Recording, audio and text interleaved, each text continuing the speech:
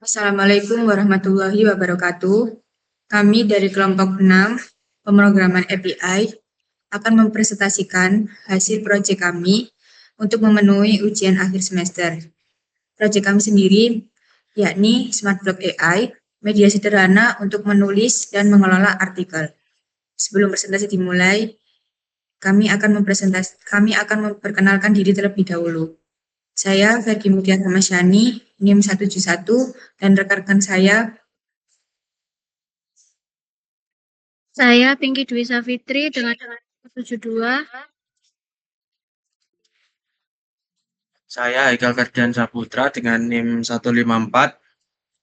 Saya Firza Muzarmansyah dengan NIM 155. Saya Dipstra Putra dengan NIM 158. Saya Ahmad Fadli dengan NIM 175.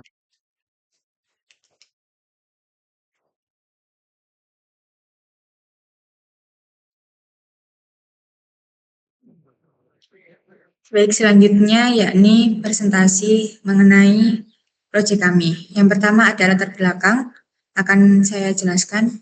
Dalam era digital saat ini, kebutuhan akan platform untuk membuat, mengelola, dan mempublikasikan konten secara efisien semakin meningkat. Smartboard AI dirancang sebagai solusi berbasis web untuk memenuhi kebutuhan tersebut, dengan fokus pada kemudahan penggunaan, skalabilitas, dan performa tinggi. Platform ini memungkinkan pengguna untuk menulis artikel, mengelola draft, dan berkolaborasi dalam tim melalui fitur organisasi. Dengan mengadopsi arsitektur microservice, Smartbox AI memastikan modularitas dan kemudahan pengembangan di masa depan. Proyek ini dikembangkan sebagai bagian dari mata kuliah pemrograman API untuk mengaplikasikan konsep pengembangan sistem berbasis layanan termasuk API Gateway, autentifikasi, dan manajemen data. Selanjutnya ada tujuan proyek yang akan dijelaskan oleh Pinky. Oke, baik. Selanjutnya di sini ada tujuan proyek. Yang pertama, untuk mengembangkan platform berbasis microservice untuk penulisan dan pengelolaan artikel. Yang kedua, untuk mengimplementasikan API Gateway sebagai titik masuk tunggal komunikasi antar layanan. Untuk mengintegrasikan teknologi modern seperti Next.js untuk antarmuka pengguna, Subbase untuk autentikasi, dan MySQL untuk menyimpan data. Selanjutnya, untuk memastikan sistem memiliki performa optimal melalui pengujian fungsional dan performa. Yang terakhir, untuk menerapkan prinsip Domain Driven Design atau DDD untuk desain sistem yang terstruktur. Next.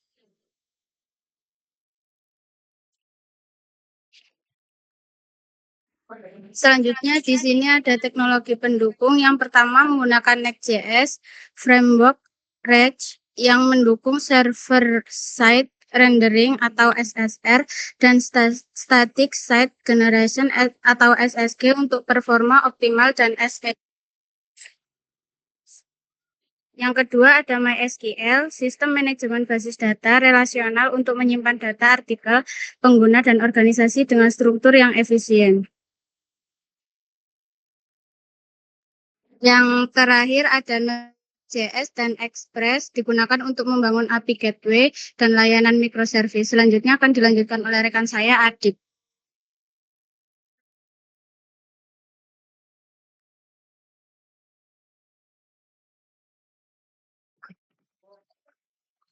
Baik, selanjutnya the use case admin mulai interaksi dengan sistem melalui proses login untuk memastikan keamanan dan autentikasi akses. Setelah berhasil login, admin memiliki akses penuh untuk mengelola sistem blog. Admin dapat melakukan kelola kategori untuk mengorganisir struktur konten blog seperti membuat kategori baru, misalnya teknologi, kesehatan, bisnis, mengedit nama kategori yang sudah ada, atau menghapus kategori yang tidak lagi diperlukan. Selanjutnya, admin dapat melakukan kelola artikel yang merupakan fungsi inti dari sistem ini. Dalam pengelolaan artikel, admin dapat membuat artikel baru dengan memilih kategori yang sesuai, mengedit konten. Selanjutnya, pengguna umum dapat mengakses sistem Smart Blog AI tanpa perlu melalui proses login yang memudahkan akses publik ke konten blog. Pengguna memulai dengan melihat daftar artikel yang menampilkan semua artikel yang telah dipublikasikan oleh admin. Biasanya disajikan dalam bentuk katalog atau daftar dengan judul, ringkasan, dan kategori artikel. Ketika pengguna menemukan artikel yang menarik, mereka dapat langsung melanjutkan ke membaca artikel untuk mengakses konten lengkap artikel tersebut. Hubungan input antara kedua use case ini menunjukkan bahwa aktivitas membaca artikel merupakan kelanjutan natural dari melihat daftar artikel. Setelah membaca artikel dan merasa konten tersebut bermanfaat, pengguna memiliki opsi tambahan untuk mengunduh PDF artikel tersebut. Dengan extend menunjukkan bahwa fitur download PDF ini bersifat opsional. Pengguna dapat memilih untuk mengunduh artikel dalam format PDF untuk disimpan offline, dibagikan atau dicetak, namun tidak semua pengguna harus melakukan langkah ini. Alur ini memberikan fleksibilitas kepada pengguna untuk mengkonsumsi konten sesuai dengan kebutuhan dan preferensi mereka. Selanjutnya akan dilanjutkan oleh teman saya, Pagi.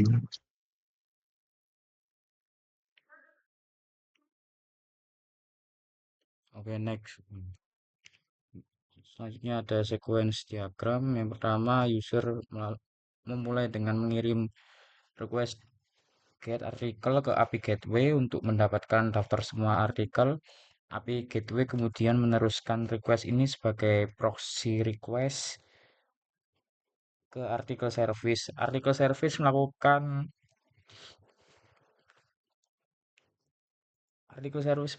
query ke database dengan perintah select from articles untuk mengambil semua data artikel. Database mengembalikan data artikel ke artikel service yang kemudian memproses data tersebut dan mengirim HTML response kembali ke API Gateway.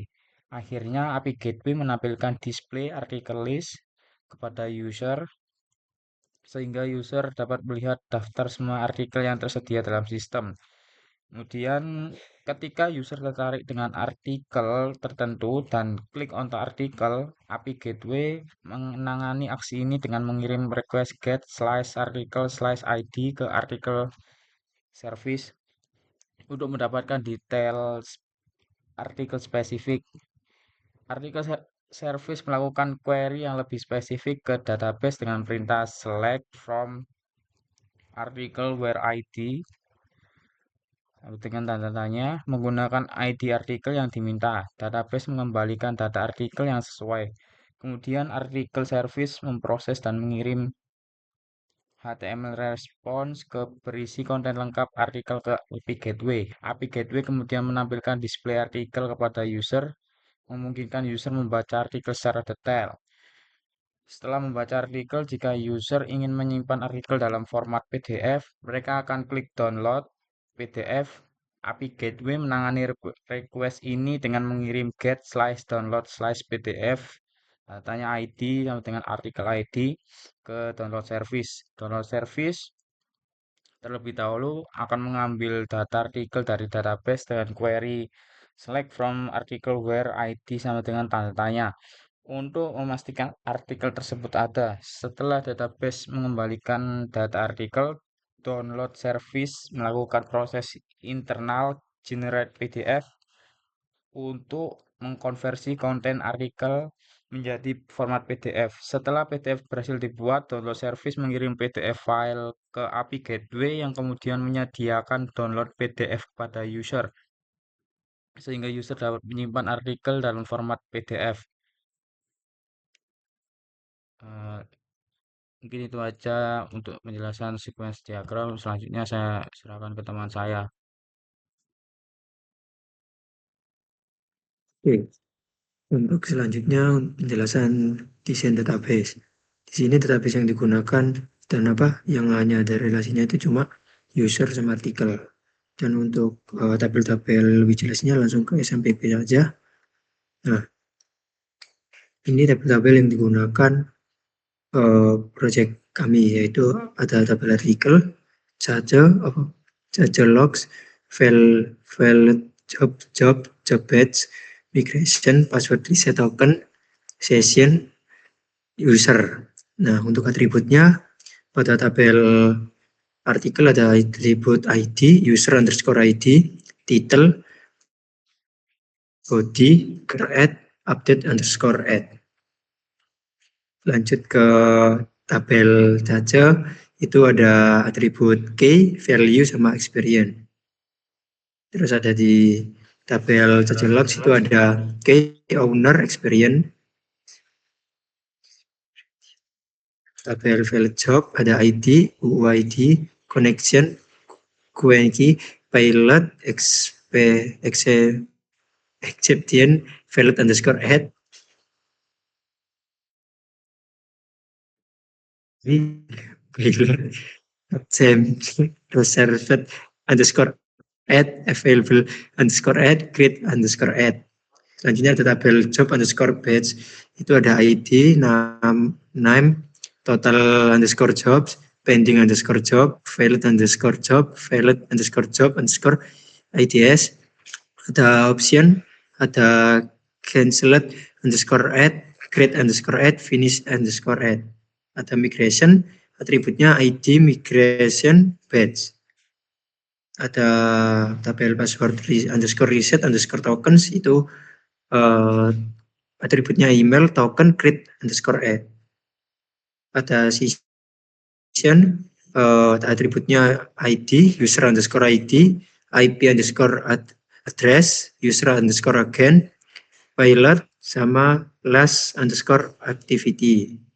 Yang terakhir ada tabel usernya ID, nama, email underscore verification underscore add, password, ada remember underscore token, create underscore add, update underscore add. Untuk penjelasan database-nya segitu. Next. Nah, demo saya serahkan kepada teman saya.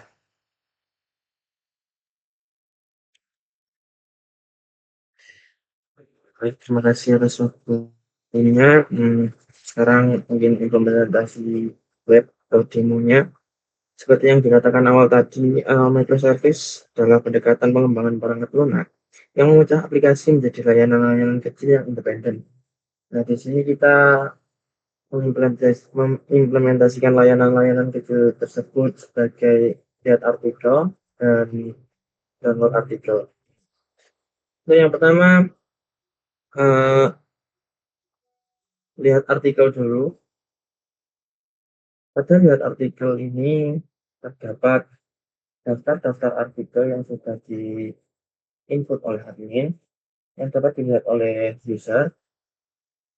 Juga dapat ini ada diposting pada tanggal berapa, pukul berapa. Lalu ada deskripsi singkat tentang artikel tersebut, bawah judul. Kalau ingin baca selengkapnya, kita klik saja langsung baca selengkapnya. Untuk melihat artikel secara lengkap, kita dapat membaca isi artikel di sini hingga akhir. Bawah judul masih terdapat kapan artikel ini di-upload dan dengan siapa. Lalu kita scroll sampai bawah, terdapat hashtag-hashtag dengan teknologi dan pemrograman yang berkaitan dengan artikel tersebut. Kembali ke daftar artikel. Lalu untuk yang kedua ada download artikel. Nah, pada download artikel ini tabnya di sini terdapat judul artikel, lalu grade-nya, kapan dibuatnya. Di bawah itu ada tombol download PDF untuk mendownload artikel tersebut menjadi PDF. Kita coba download PDF-nya. Setelah download, artikel tersebut akan masuk ke database kita dengan nama default, yaitu artikel strip angka. Artikel tersebut bisa kita buka yang menjadi PDF atau PDF seperti ini. Nah, mungkin sekarang kita langsung lanjut ke desktop-nya.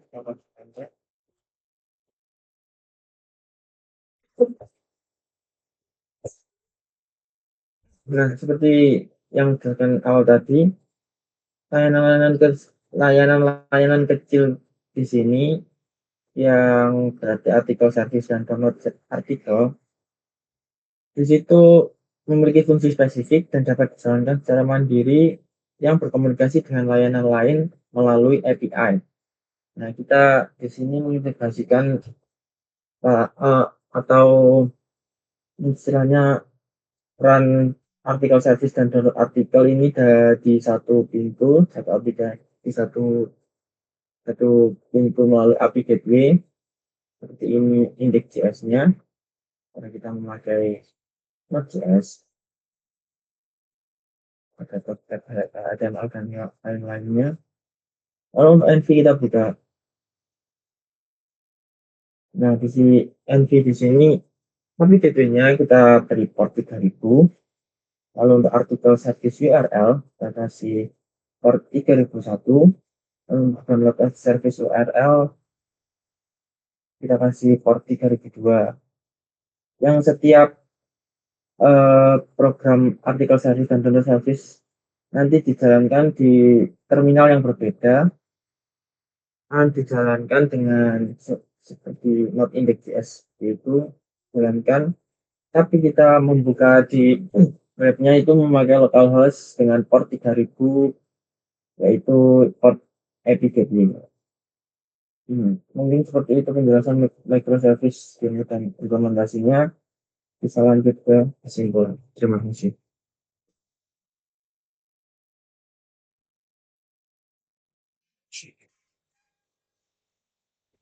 Baik, terima kasih kepada teman-teman yang telah mempresentasikan hasil proyek kami, yaitu Smartbox AI. Adapun kesimpulan yang didapat, yaitu Smartbox AI adalah platform blog berbasis microservice yang melayani dua jenis pengguna. Yang pertama, admin untuk mengelola konten melalui sistem login dengan fitur kelola kategori dan artikel, serta pengguna umum yang dapat mengakses, membaca, dan mengunduh artikel dalam format PDF tanpa registrasi. Sistem ini dibangun dengan arsitektur modern yang terdiri dari API Gateway, Article Service, Download Service, dan database MySQL yang terhubung melalui RESTful API untuk memastikan skalabilitas dan maintainability yang optimal. Platform ini memberikan value proposition berupa kemudahan pengelolaan konten untuk admin, aksesibilitas tinggi untuk pengguna, fleksibilitas format output web dan PDF, serta efisiensi operasional melalui interface yang user-friendly. Manfaat bisnis yang dihasilkan mencakup streamline content management, enhance user experience, implementasi teknologi future ready, dan cost effectiveness dalam pemeliharaan sistem microservice. Smartbox AI berhasil menghadirkan solusi blog platform yang komprehensif dengan potensi pengembangan masa depan seperti integrasi AI, sistem komentar, advanced search, mobile application, dan analytics dashboard dengan kombinasi arsitektur teknologi yang robust and user experience yang optimal. Smartbox AI juga terbukti menjadi solusi scalable and sustainable untuk kebutuhan digital content management yang modern.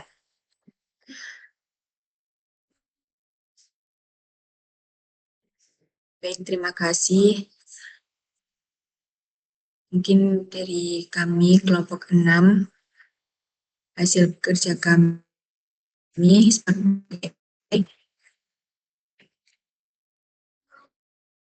sekian dari presentasi kami. Saya ucapkan terima kasih dan mohon maaf apabila ada kekeliruan. Saya tutup. Wassalamualaikum warahmatullahi wabarakatuh.